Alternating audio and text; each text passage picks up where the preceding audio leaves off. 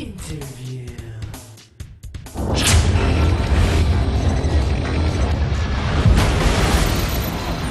Hey everybody, Sean McInnes here, down here in LA, where Activision has officially unveiled Call of Duty Black Ops multiplayer. I've got Daniel Suarez, the game's executive producer, here to tell us a few things about it. Daniel, thanks for joining us. Thanks, Sean. Great to be here. So one of the big features that you guys unveiled tonight was this new training system for the game, which sort of, takes players and eases them into the competitive multiplayer experience. Call of Duty multiplayer has grown a lot more elaborate over the past few years, and this sort of, helps people ease into it, right? Sure. Well, it's cool because combat training is not just a training device, it's actually its own unique game mode as well. So what combat training is basically a new multiplayer progression path. It is not at all tied to the competitive progression path, so you can play both. And the way that it works is that you basically go into multiplayer, you can pick the number of bots that you're playing against. You can actually play also co-op, which is a cool feature in and of itself that I'll get to in a second. But basically you can go in, you can get a feel for the map, you get a feel for the guns, you can try out different guns, see what works for you, and you're just playing along. And it actually feels like you're really out there in the wild playing multiplayer, but it's not as frustrating to those people that are getting new into the system. Also, as you're playing combat training on the basic modes, you are getting hints about things that are happening when you're dying. So it'll detect and say, hey, use your grenades to do this, use this type of weapon to do that. This is a good location for this. And you'll also see that coming up on the menus as you're playing in-game. Well, let's talk about the co-op component to it. If we were at my house, we could play combat training together. We could play split-screen combat training. If you're at your house, I'm at my house, and we're like, hey, you want to just shoot around for a little while? We can go in the lobby, start up a co-op match of combat training. And then we can invite all your friends to join us as well. It's a great warm-up before you get into Call of Duty multiplayer. I've always found it takes me 1 or 2 matches to kind of, work out the kinks. I've done combat training and then run into the match, and I'm doing my best I've ever done because I've oiled up, so to speak. Now, after you guys showed off combat training, you sort of made our jobs a lot easier by distilling the presentation into a simple theme: customize, create, and compete. Talk to us about the 3 pillars of the game and what they mean for Black Ops multiplayer. So, traditionally with Call of Duty, you add more weapons, more maps, more kill streaks, more perks. And we did that this year, but Call of Duty's become such this giant sort of mass phenomenon with players around the world. We needed to do more. The expectations have been set very, very high. So the team said, okay, where are the areas that we really can expand on? And we were looking at a bunch of different things, people making videos on YouTube with all the sort of crazy stuff they were doing in terms of their kill streaks and their knife kills and all that kind of stuff. And then we were seeing people saying, look, I want to have more identity in the game than just the emblems and the call tags that I unlock. So we really sort of focus on those 3 things. The compete really gives you the essence of the combat training, the wager match, and all that kind of stuff. So Dan, the Call of Duty series sort of made popular this notion of experience points in a first-person shooter, working your way up that level tree, unlocking things like that.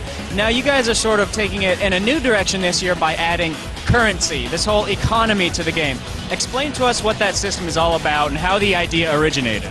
Well, currency really is all about player choice. This is how the idea originated. We wanted to give players more choice in how they ranked up.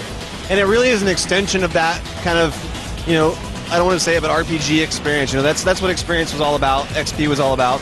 But it's another layer of that. You still have XP, you still rank up, you still unlock things. But instead of unlocking everything in the game, you now unlock things by category. Once you've unlocked a category, you can spend your currency on anything in that category. We've got contracts, which is sort of your investment type of mechanic. We've got wager match, which is your gambling mechanic. And gambling is sort of a natural extension of the currency system for us. We love gambling. We're big gamblers. We love going to Vegas. And that we wanted to bring that excitement to Call of Duty Black Ops. And that, I think, is one of the most, to me, exciting aspects of the game and the currency system is wager match. Yeah, let's go into a little bit more detail on the whole gambling mechanic, because, like you said, that is one of the most exciting elements of the game. How does that work? Exactly how much are you risking in these games, and what's the payoff? Well, you can risk really as much as you want. We have kind of low buy-in games, which are games you can play with your friends, but then we have high stakes as well. So if you're really hardcore and you want to put all your money on the line, or not all of it, tons of your money on the line, you can take that risk. And they're very simple. I mean, the designs of these game modes are very simple. For example, one in the chamber, everybody spawns in with a pistol. They get 1 bullet and they get 3 lives, and that's it. Once the 3 lives are done, they're done, and they have to watch everybody else own everybody else. So when you shoot somebody, you take their bullet, but if you miss, now you're without a bullet.